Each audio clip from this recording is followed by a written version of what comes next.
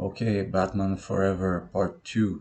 We are at 26 minutes and 26 minutes and 54 seconds just when Bruce Wayne discovers his first riddle.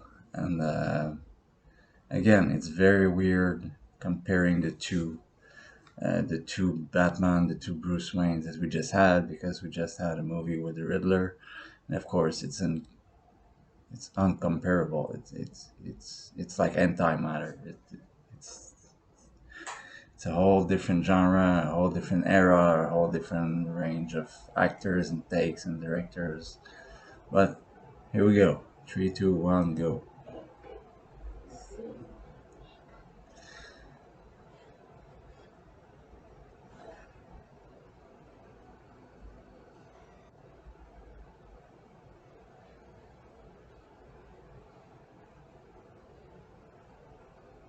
Clock.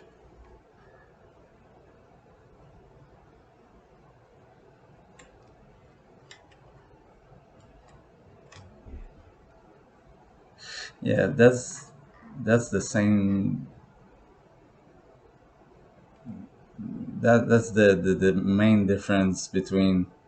I mean, in Batman Forever, you can probably answer the riddle like that. Like it's pretty much 13ish, 13 years old, like intellectual. And but when you're an adult, you watch this movie and it's like, oh yeah, it's a clock. It's easy. So it it it it talks to the kind of audience they were targeting. That was my point. So now we're gonna have a look at what the Riddler hangout looks like. And I really, really love it. Again, uh, we see.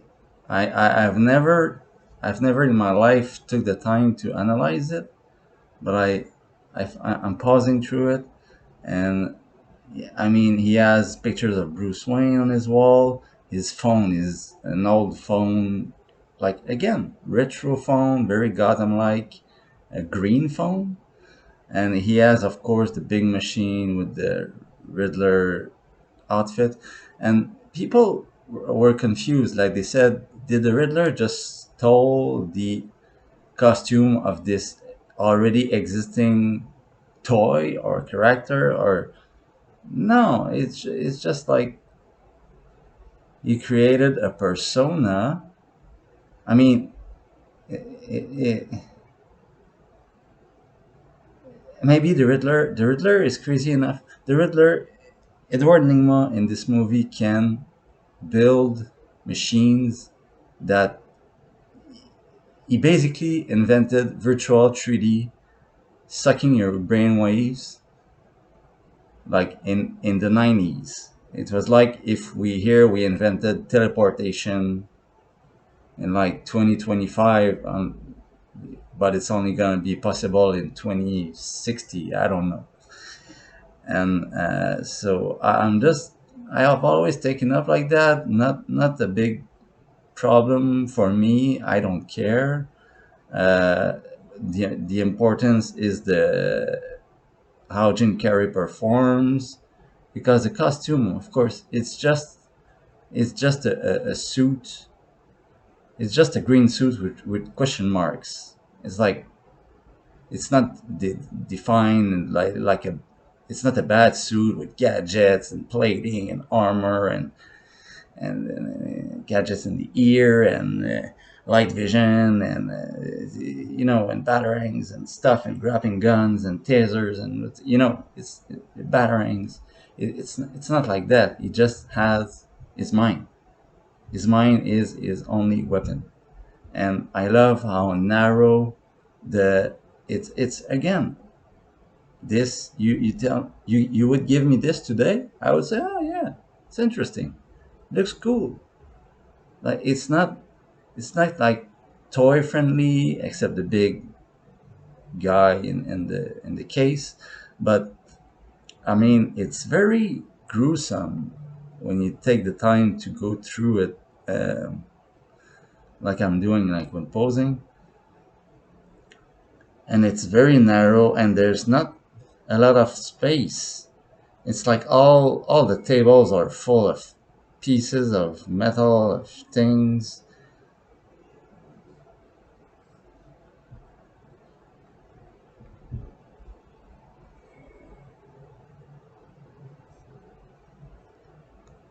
and it's very the kind of toy that is as the Riddler suit. His smile is very disturbing. It's like again for this. There's how I see it plainly. There's the we start at the Joel Schumacher, less serious, more comic book, toyetic, like he said in his interviews. But we start from a very Batman with a love interest that is a psychiatrist that wants to study his mind. We have Edward Nygma that's trying to study his mind, and we have Two Face that has two minds in the same person. So it's really the team, and we have with the Red Book edition also, which I will talking about later. We have the vision that we have the movie that could have been the Joel Schumacher primary vision. Then we have the studio notes that makes it PG-13. You know, you won't add these scenes with a monster bat. Bruce Wayne won't encounter the big bat human monster in his dreams, and of course, but we still have Edward Nygma living in some kind of dungeon nightmare in some Gotham alley, and doing again serial killer shit, like sending riddles with cutting words from newspapers. It's really fucking disturbing. That just killed his boss by throwing him out a window, just like in Batman Returns. Senecal was thrown off a window, but here the guy died. So the kill counter is already up. So, and then we have the final product that is mainly overviewed by WB because they didn't want Batman Returns to happen again. So, and that's the shame because with Michael, I mean, I'm glad they got Val Kilmer, but imagine what Val Kilmer could have done. Val Kilmer is already good in this. If you take him to a better script and less of the toys and McDonald's and Happy Meals and shit, you could have something really strong. The new soundtrack is good. I mean, of course, there's too much neons, and but Robin, I would have liked him to be more. Um, am I talking to a wall here? No, okay. Um, I would have liked, yeah. People say, oh, you can't have a 13-year-old running through the streets with Batman in bright colors. And my answer is, why the fuck not? You have a guy that's stealing brainwaves with a green machine. It looks like a coffee grinder. Why the fuck can't I have a... Okay, you don't like 13, 16. I I would legit see a 16-year-old, 15, 16-year-old running with Batman. But let's have a montage. Let's have a training montage. Make him Batman to teach him his ways and learn to parent together, and just keep the origin as it is. The origin is really good. The circus that we'll see. No, I have no problem with that. Chris O'Donnell is just too old, but I'm fine with Chris O'Donnell. Chris O'Donnell is a fine choice if you need to have this. Uh, he's still like 15 years younger than Batman, so it passes. That's why it's called a guilty pleasure. But there are some good things in here, And I feel for Joel Schumacher because I think he is dead now. I'm sorry, guys. I'm probably sure he's dead now, and rest in peace. But everybody gave him so much crap, and he even apologized for Batman and Robin. But I saw enough good things about him is in his previous movies and this film, what he wanted to do. And it's bizarre because in the documentary, in the interviews, he's very candid and open about what he wanted to achieve, and how he never says, "Oh, Warner Brothers didn't let me do this and that," and what a pain in the ass. And he's always very charismatic and courteous. But it's just a shame that this movie, it's like we're talking about multiple personalities across the, like every hero and villain in this movie has split personalities. And you're telling me that you can have like a more, where was I going with this? Uh, yeah, just the simple fact that the central theme is multiple personalities. And in the love interest, you have a psychiatrist who is like legitimately at the right place at the right time between Batman and Bruce and his enemies. So yeah, so if we have all this war of personalities and these, I just, again, Tony Jones never stopped giving shit to Jim Carrey because he didn't like his acting. It's like, have you seen what you're doing? Have you read any of Harvey Dent? It's like the only character I don't like is Harvey Dent. Not Harvey Dent, Two Face, because he's, well. First, I don't like his design, but okay, let's pass through that. I'm just keep the film going because I've rented for a limited time and I don't want to pass my fucking night on this shit. Yeah, and the monster is very creepy. And that, of course, would never work. There would be cameras at the gates of the Wayne Mansion.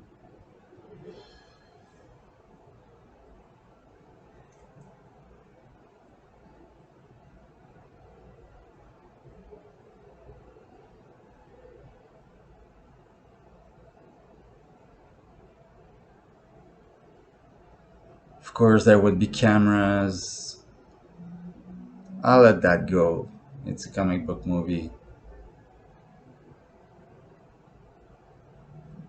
I like, and another thing I like about this Riddler, he has a true arc. He has a true progression. Well, you can say it's childish if you like, but he starts in his small apartment with all his little gizmos and rep, rep, um, uh, encaged, trapped mind, because he, of course, he has some kind of liberty of working at Gotham Industries, but Wayne Industries, but he is, and people say like, why doesn't he have a better place? Like he's not paid, like scientists at Wayne Industries are not paid well. And I'm trying to remember all the shit I have heard about this movie, and it's true. But no, maybe he's got, maybe it's a shitty job, maybe it's just a desk job. And Riddler, because of his outburst of intelligence and IQ, is trying to improvise, and that's why he's presenting his work to Bruce. And when his boss gives him shit about his invention, when he just kills him. And we see with the appearance, he starts with long hair and everything and very geeky, but it was in 1995, not in 2025. It was 27 years ago. 20, 28 years ago when they were making this. So I mean, they and like I said, they like they did with Selena Kyle and Batman Returns. This franchise invented the meme or the cliche of the he begins, he has glasses and he looks geeky, but when he's free and becomes his true self, he's like beautiful and charismatic, and he has slick hair and good suits and everything. And yeah, why not? I prefer that to much blockbuster. I just watched Uncharted. I tried to do a drunk commentary Sony movie. I couldn't do it. I'm sorry. It's just too dumb, too stupid. Mark Wahlberg doesn't have an arc. Uh, Nathan Drake doesn't have an arc. Spider Man doesn't have an arc in his Spider Man movies. So I don't know what is to be liked about them. I prefer this movie. Call me crazy. So yeah, I love the architecture. I don't know where they've seen filmed this, but it's good to be out of in the real world. It looks like almost Rome or something very. I like the movement of the camera. I like uh, the scale of the building, the scale of the architectures, the fucking 50 feet 50 feet high rooftops, and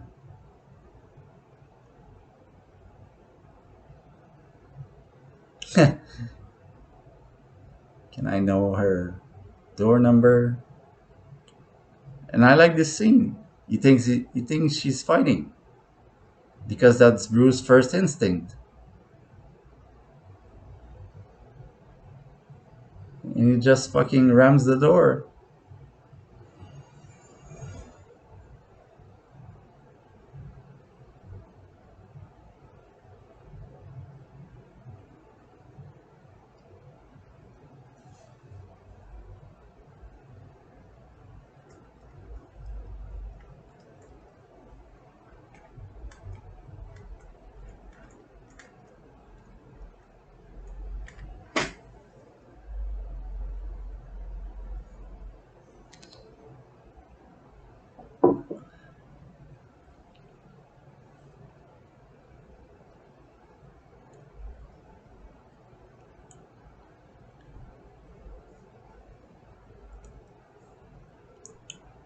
And I never got that in the all the time. I haven't seen this movie in a long time, but I like the fact that Bruce Wayne actually, because in my young mind I said, "Oh yeah, she's a love interest," so I thought like I never asked myself why is he going there, and he just said, "I have an appointment." Like, what a thing to take. Bruce Wayne took the time and took the decision to take an appointment with a psychiatrist. That's a fucking good Batman scene. A good Batman team. It's like Batman would never do that. It's like his mind is made of metal. He's like he has no weaknesses except his parents, except the grief. So Batman to decide in at this young age to go see a psychiatrist, I mean, that's fucking interesting. I mean, on paper, it looks fucking badass. I want to see where it leads. I don't remember.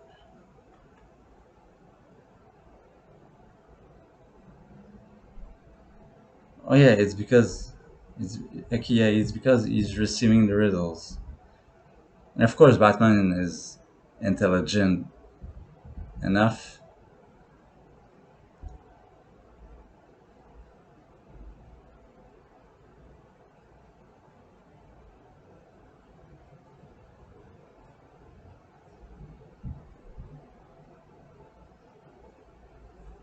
A match.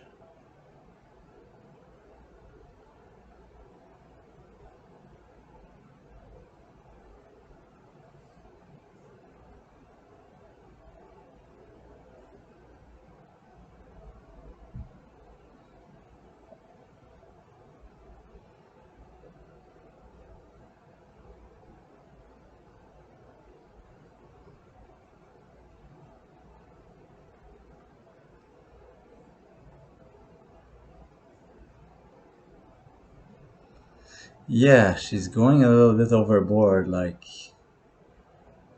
with just a real starting from maybe a fan of Bruce Wayne or a guy who was just like want to fuck with him to his only escape is purging the fixation. It's like, okay, we've jumped. And again, this is very, very dark. His only escape is to purge the fixation. So the only escape for Riddler's mind is to kill Batman or Bruce Wayne or whatever.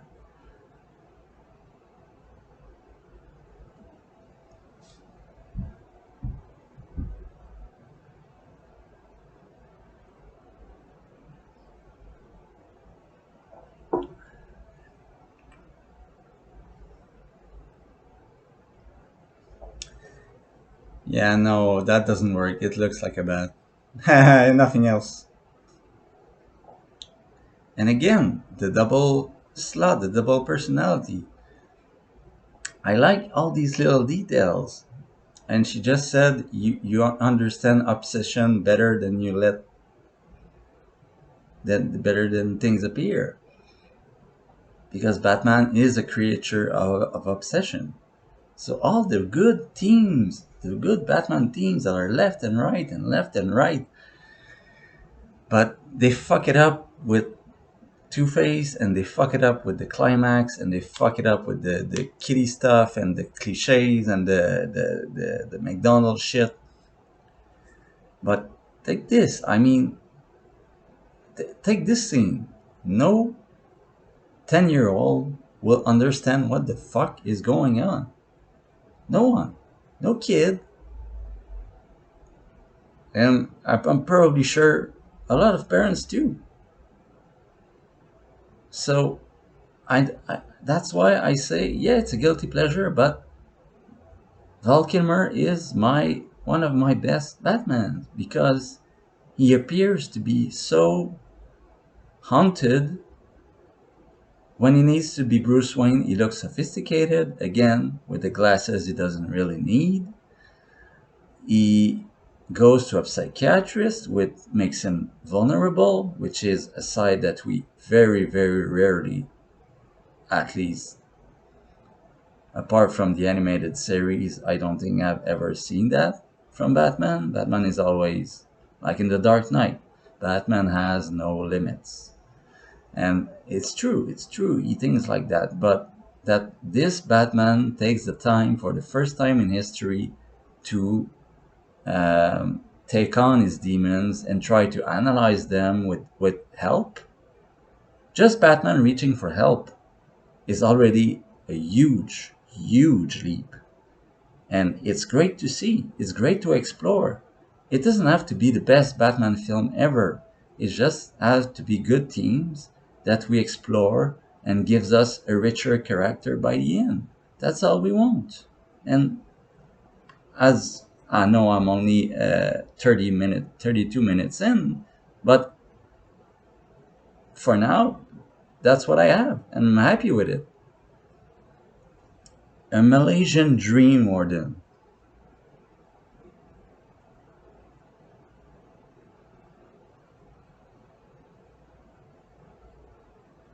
It's the yin and yang, and yes, you look so sad.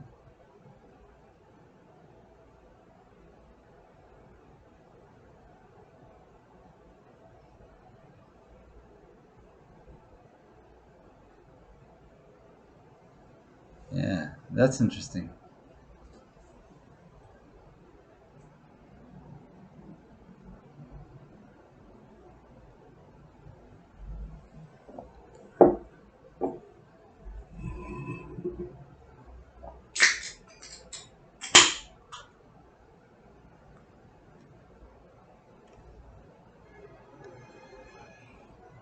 And again, I this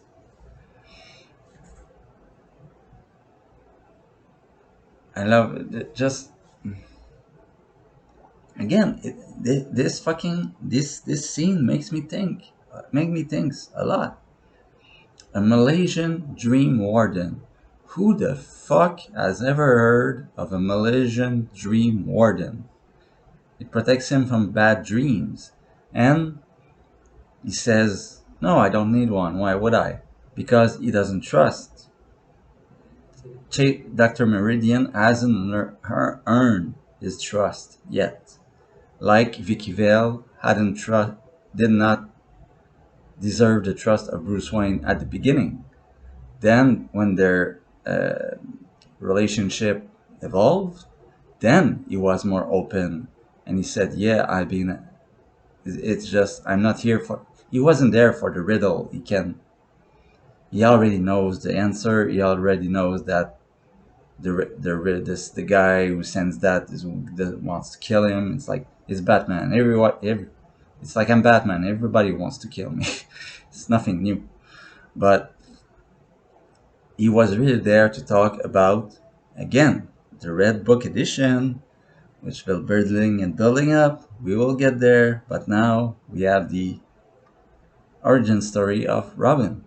And I love that he, again, Bruce Wayne is more active uh, as Bruce Wayne. This Bruce Wayne is more comfortable in his own skin.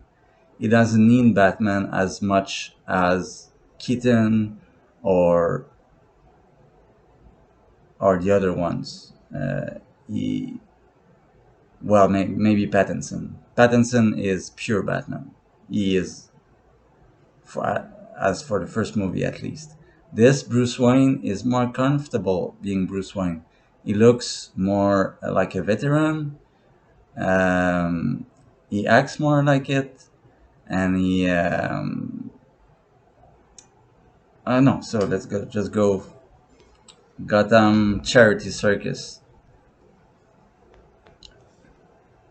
And again, this idea of big drums on Atlas and Kronos, the Titans.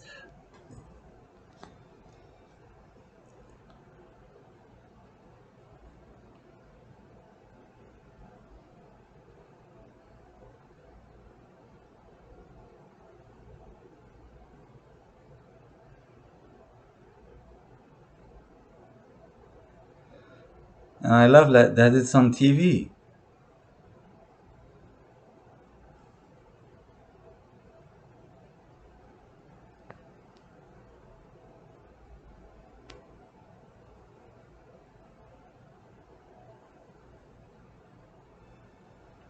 And again, Joel Schumacher did something that we never saw again in any Batman blockbuster.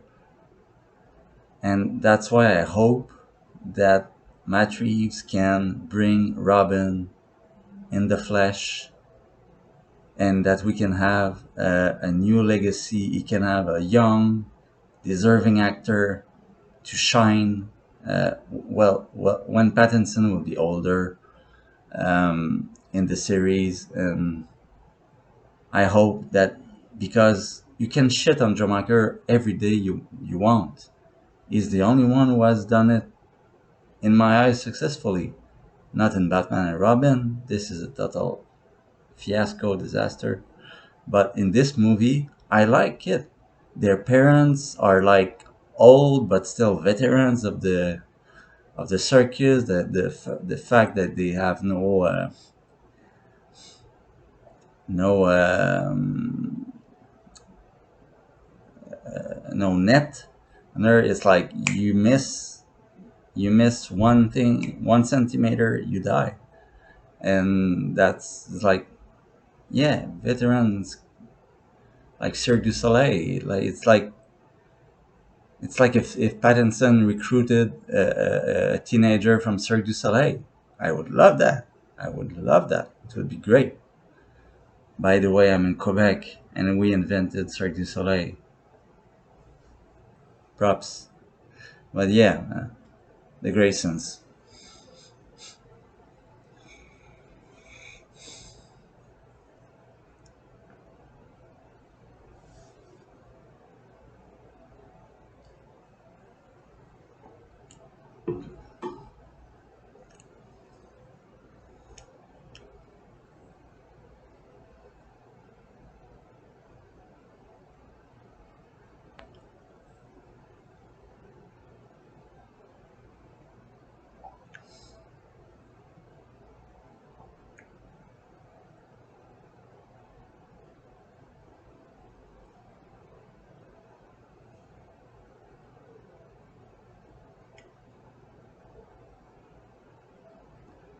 I love it. It's beautiful.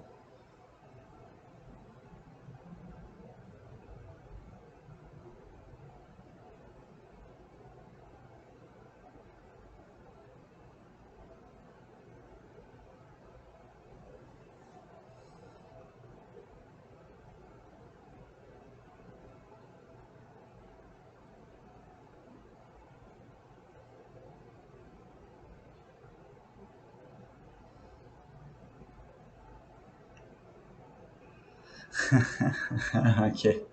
I didn't remember his line. It's like that, Bruce. Why are you going rock climbing with Chase Meridian? What the fuck are you talking about?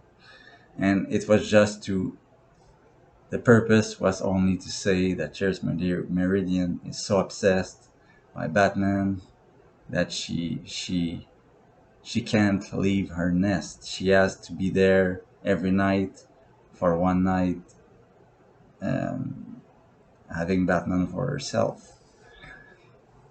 And of course, I'm sure he felt it too. And Bruce Wayne said, "Yeah, he fucking did."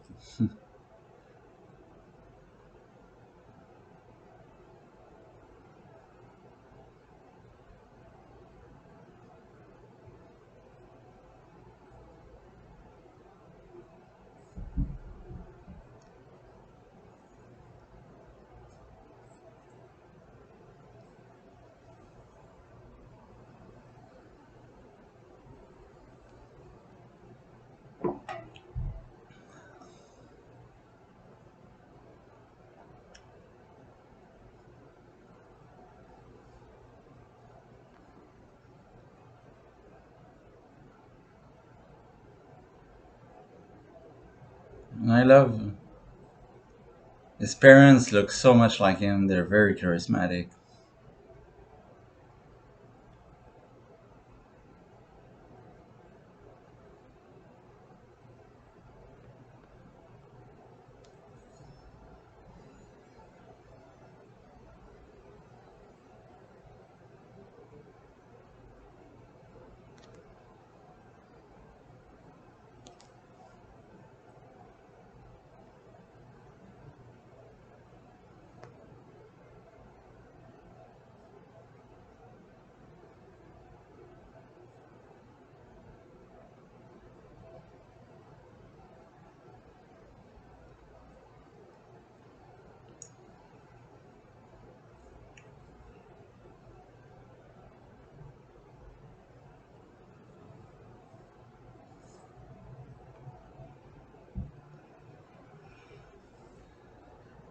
So yeah, Two Face trashing the circus. Um, I I'm not um, I'm not certain about the true and definitive origin of Dick Grayson. If it was really Two Face that gunned it down his parents, I honestly don't remember. But it's a legit origin to make. And of course, the Riddler is very, very happy.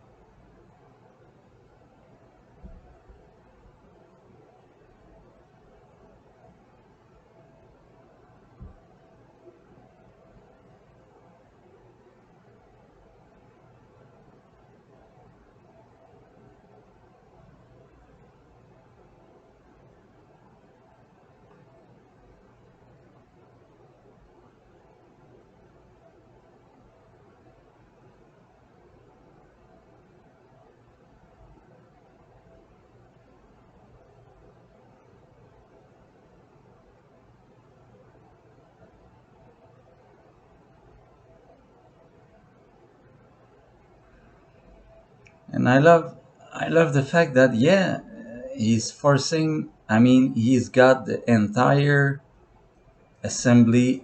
It's like again a little bit in the Dark Knight Rises, but I mean, it's much more. It's much more powerful here.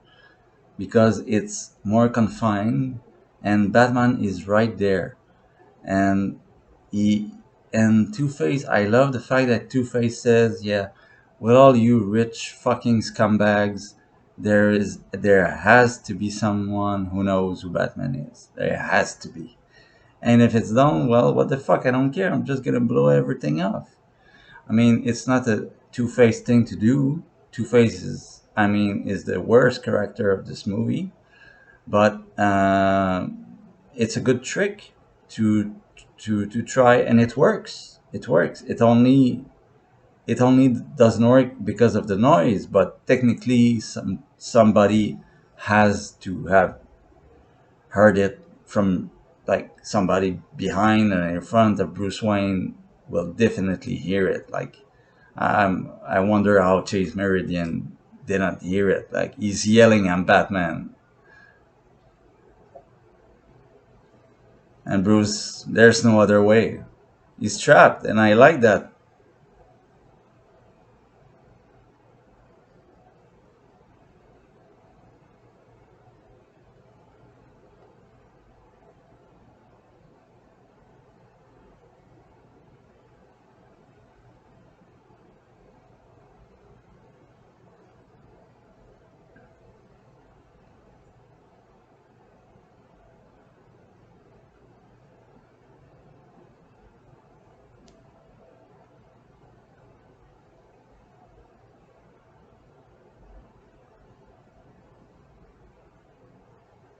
Mhm.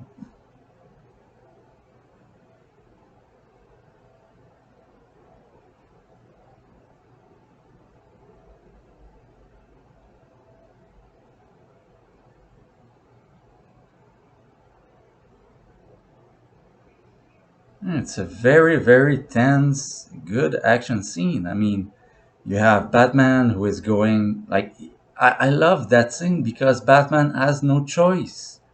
He cannot stand, and he can't stand back and do nothing.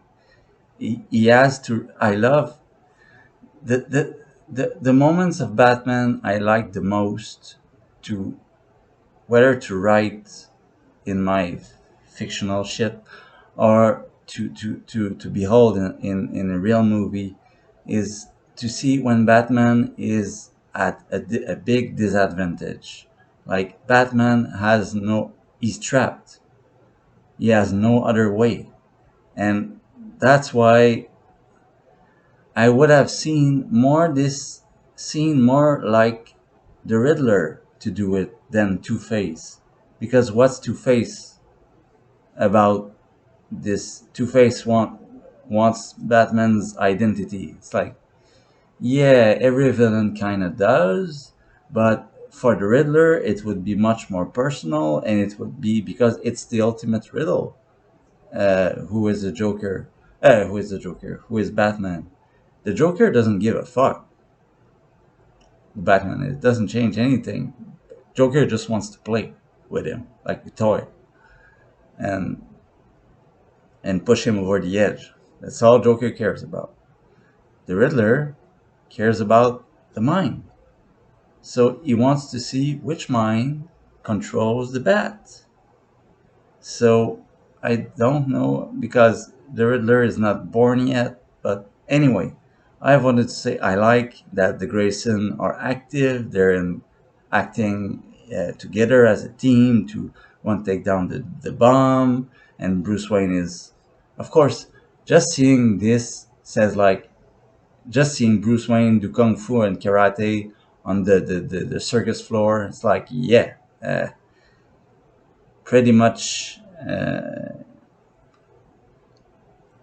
yeah, it's uh,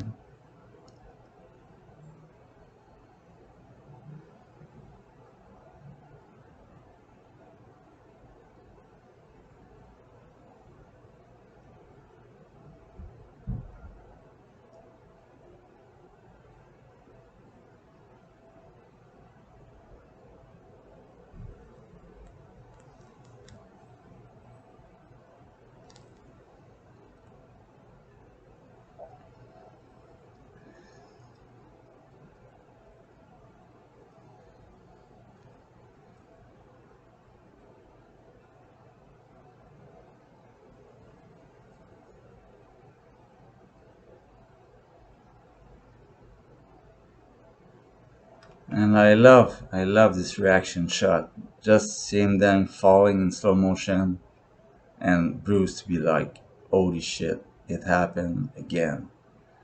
And I let that happen. Like we see all this emotion is sinking in because this time he doesn't care that the audience see who he is. He doesn't care that he's doing karate and kung fu and well, really jiu-jitsu in this scene. Of course, it's very dark, so you could argue, oh, they can't see Bruce Wayne's face.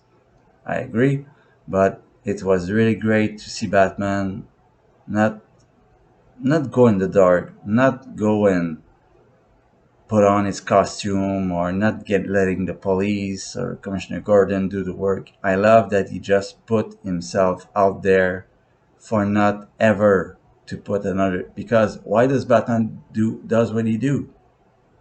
For that no child will ever suffer the same fate as he has. For what happened to him never happens to anyone again. At the true core, at the deepest core level, of course he cares about other things. But at the core, that's Batman. And again, I like the flash, the really close up of his eyes, of his reaction, because he he didn't. It's not his fault, but it happened again on his watch. So that should sense a lot of trauma very quick, very fast.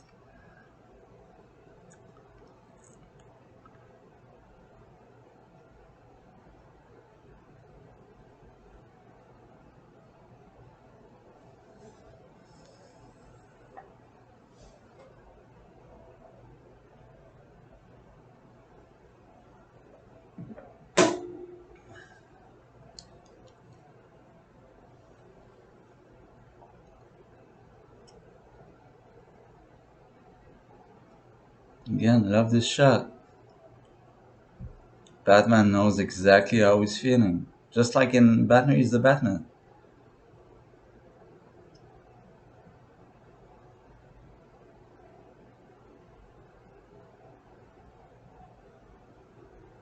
And Batman knows what he has to do because he failed him. And he didn't in reality, but in Bruce's mind, he failed Dick. He failed him.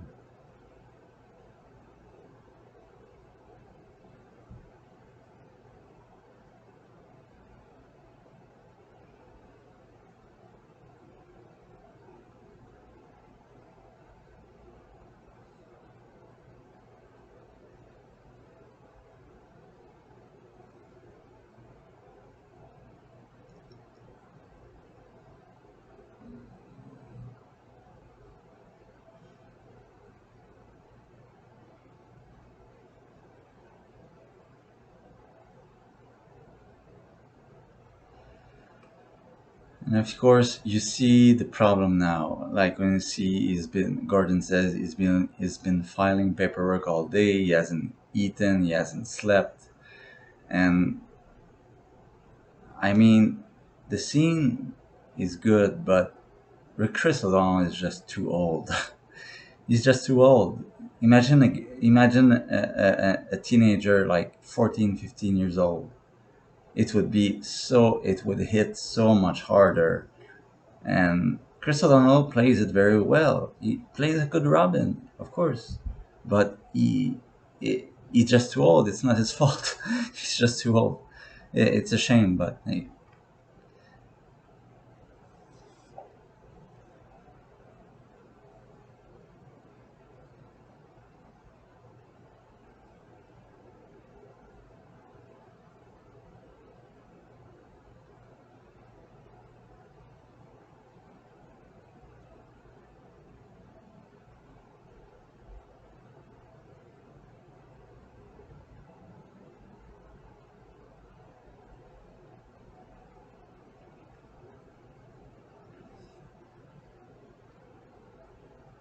Oh, they mentioned Metropolis. I never caught on that.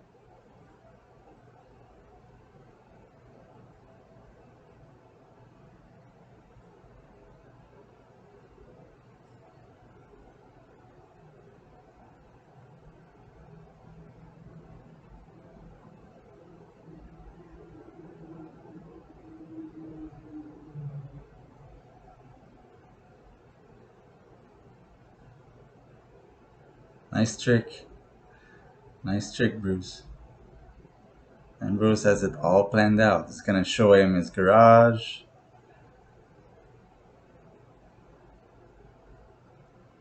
He's gonna show him his bike collection.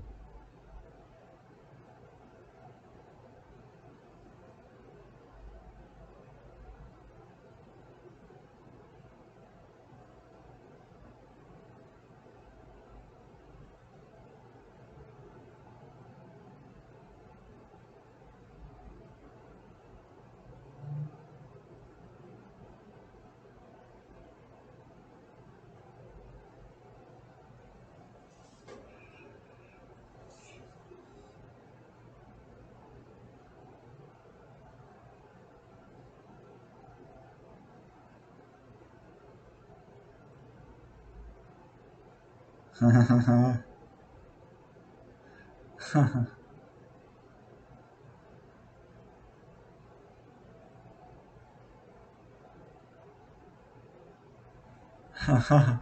never realized that they both. I love that. This, of course, this is a good connection. When Dick said when Dick said, "Okay, I'm out of here," and Bruce and Alfred just connect eyes. They just connect eyes, and they haven't. They don't need to speak. They understand each other and play with each other so well that they already know what they have to do to achieve their goal. That's where they're a good team.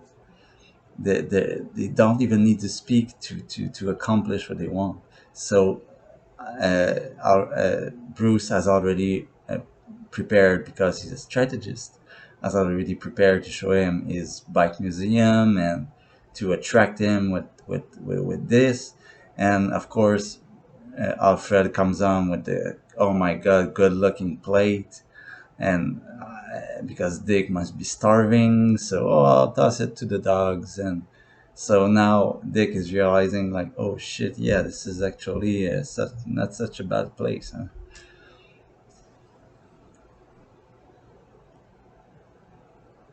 And again, the somber music. We all keep our attention to Bruce Wayne. Bruce Wayne psyche. And are we in the beginning? I think we are. Just out of nowhere. Just Bruce walking into a room. Just watching his parents. I love the soundtrack. And the clock. Yep. Okay. So, um, the Red Book edition. The Red Book. Uh, Bruce is gonna talk about it. Of course, we see the origins again.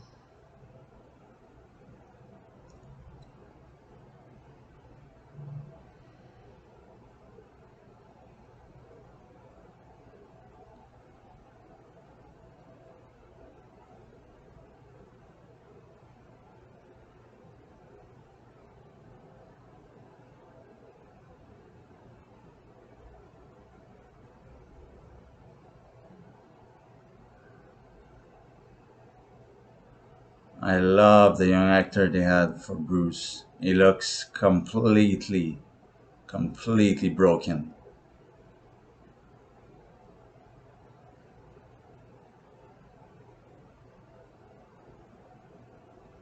Yes, the Red Book right there.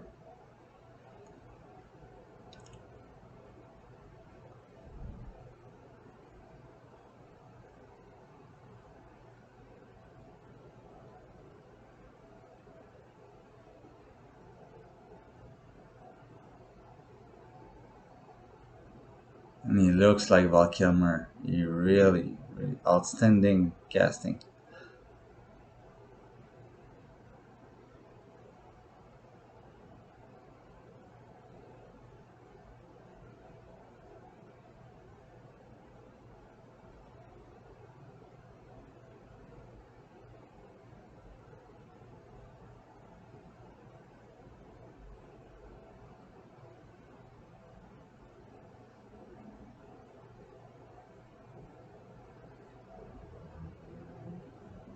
Exactly. Yeah. So the Red Book edition. it's just um, a team for the what would be the director's cut of Batman Forever, if there could ever be one. Um, and basically, it was much more centered on. I don't even know if there was a Robin in it, because Robin was really pushed by the studios. Um, so in the Red Book edition, we had much more ground covered on Bruce's psyche, and him running into the night. And we have an encounter like Val Kilmer was standing with a man bat, like taller than him, a real man bat, and all of his nightmares and his duress and his he's explaining a little bit here, but all simply all the traumas and the visions and the most insightful things like the Malaysian dream warden and his connection with psychiatry, and everything was like loaded up, like really more like bumped up to 11. And we had just much more dark stuff in it. And yeah, I love this scene because we're just like, okay, Dick is introduced right back on Bruce's trauma. He just walks into a room, show sees a picture of his parents, remember their deaths, and because, like I said, he let it happen again. And Alfred said it. He said, "Sir, you said I killed them." So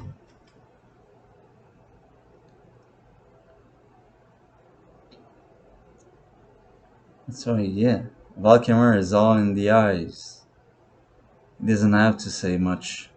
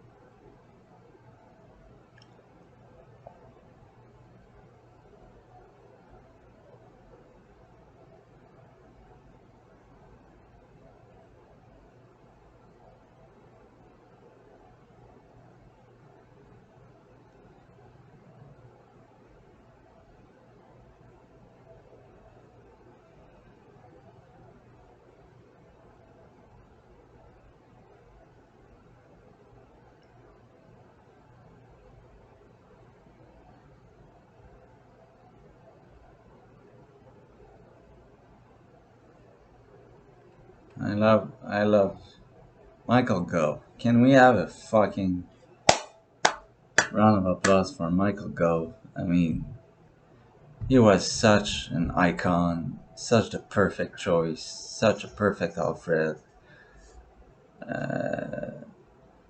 Like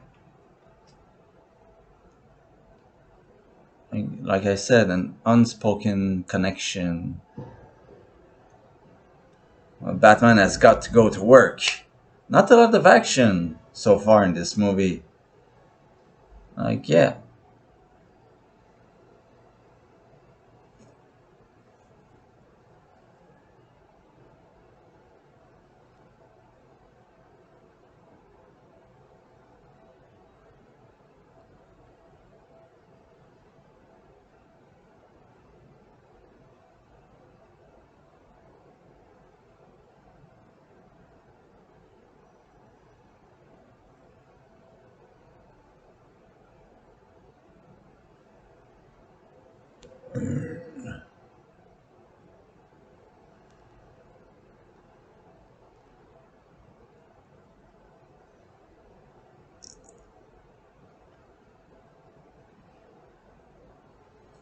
Yeah, just a car chase from nowhere.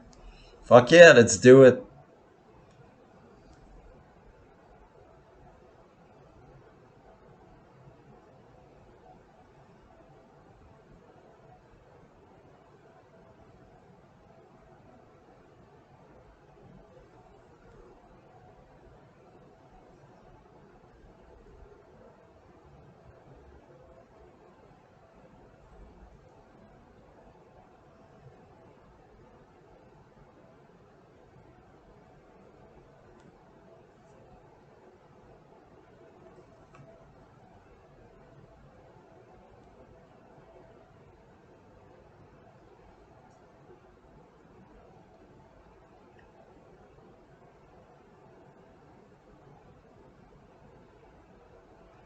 I'm not talking, just chase. It's a good chase.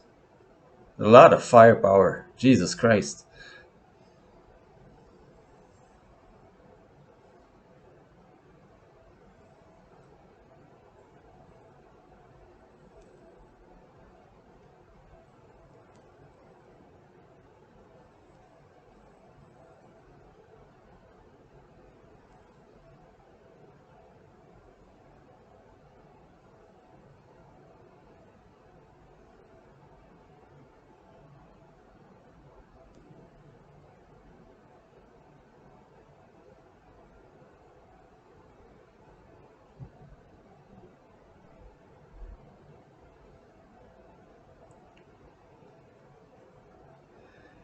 So again, just a random chase scene. Cool action scene for the 90s.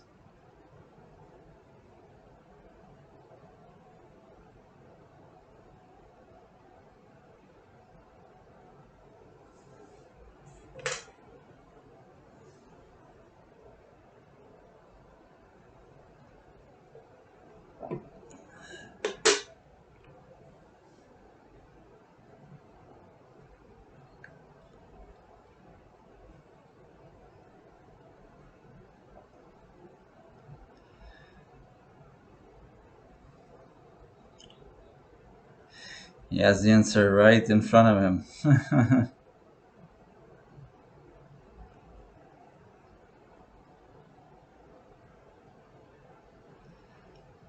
Yeah, I'm surprised that I mean, we are at 51 minutes, almost 52, and again, a lot. That's what I meant about the Red Book edition. Like this, this first chunk of the movie, this first chunk was really all about Bruce Wayne. It was Bruce Wayne centric, from his battles to his psychosis to his nightmares to his psychiatric to his riddles to his company to um, adopting Dick to being Batman from time to time. Not a lot of Batman. It's really Bruce Wayne centric, and Val Kilmer is with Keaton. I think the best Bruce Wayne. Val Kilmer is as very old and dark soul. I mean, you see it in his eye in this role, and that's why he is. You know, Val Kilmer doesn't get, I think, enough credit.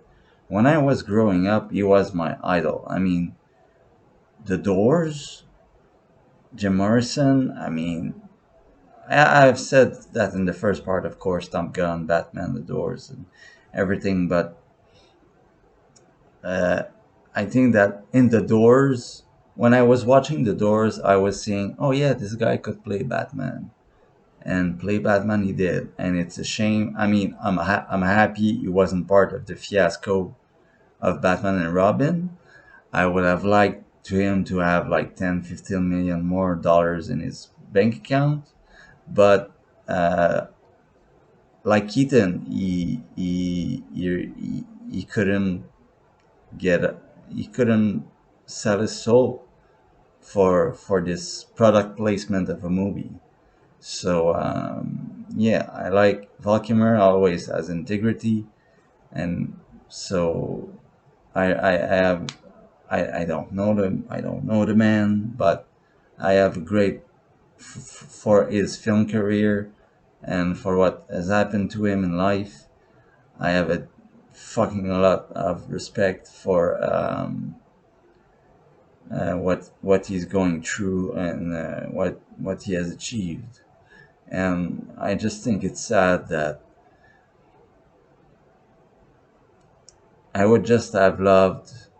I know if Burton came back, Keaton would have come back too. But in my fantasy, I would love to have Val Kilmer in a real serious like Tim Burton movie, Tim Burton Batman movie. It would have been very much. But we have like it's here, and it's really. When I think of Bruce Wayne, I often think of Val Kilmer. He has such a prestance, and I don't know if it's an English word, prestance.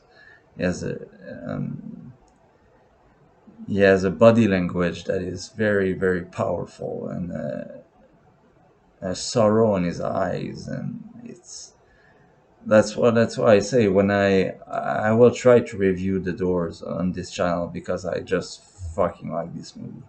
I think it's a masterpiece by Oliver Stone, and he is so transformative. Like he is transformative in this movie. But now my whole point was now that as the first chunk is now done and we have had a little action scene for the kids, now we have to go through the the more fantastical and the villains and the Harvey, the Two Face I don't like, and the Riddler. That is basically just Jim Carrey doing what he wants, which was the point. I don't blame Jim Carrey for it. That was the point of him being cast as Riddler. It was to do what Jim Carrey does best. It was to entertain. Like Joe Schumacher said, it was my goal was only to entertain. So sorry guys. Just a sec.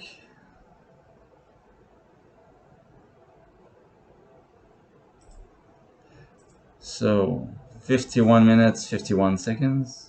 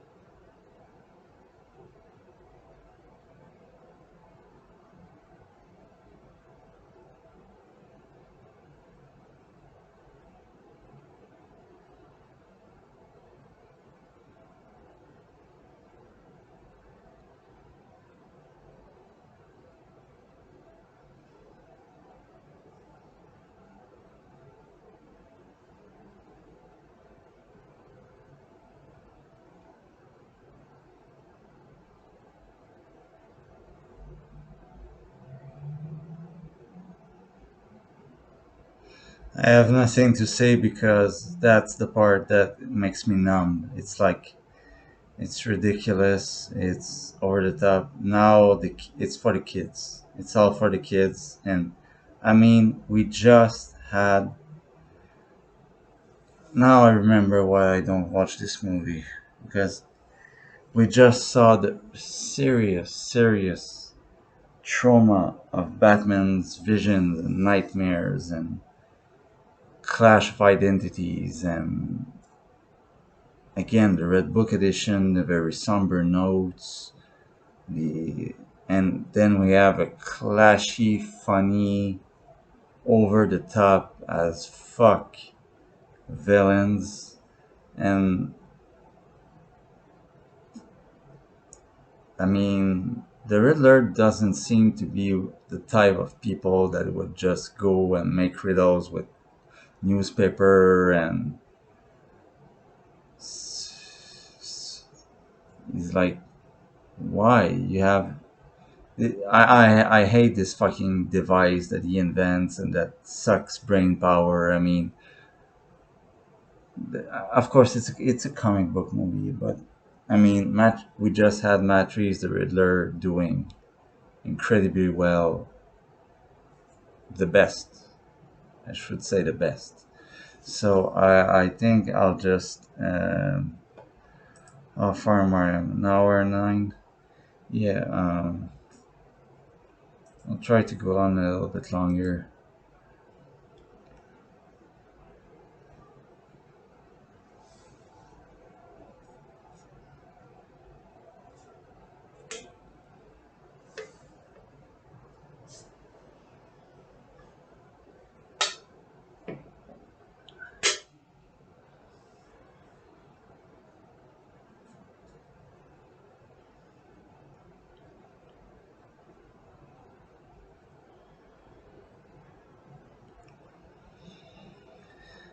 And all technology making watches that this is why I say it's for the kids. It's a machine that shoots cartoons in your mind and steal your brain waves. It's like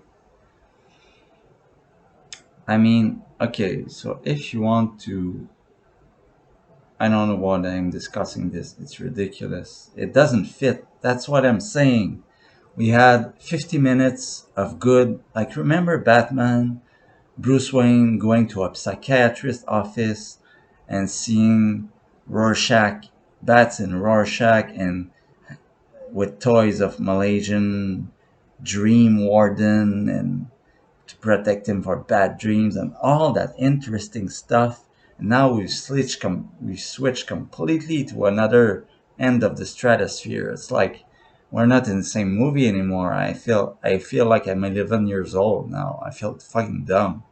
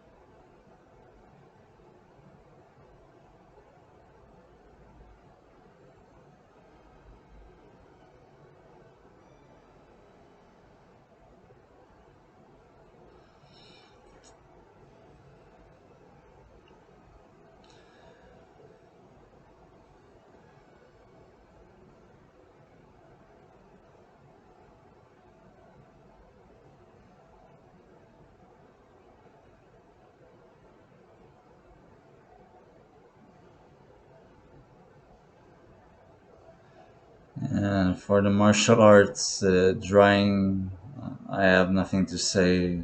Doesn't Wayne Manor as a dryer?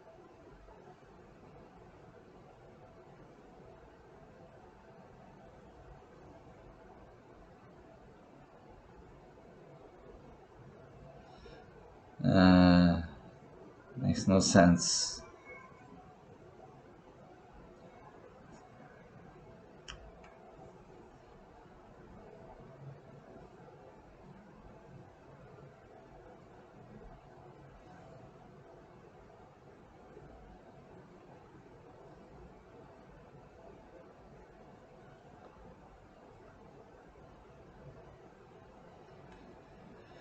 Okay, I'm zoning out. This is too fucking stupid.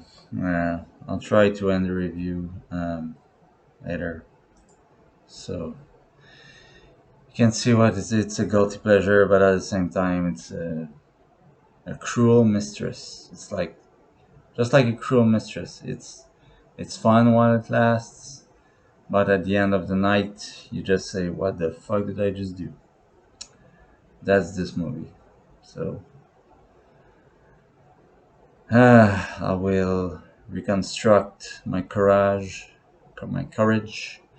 and see you for the next part. Take care, guys.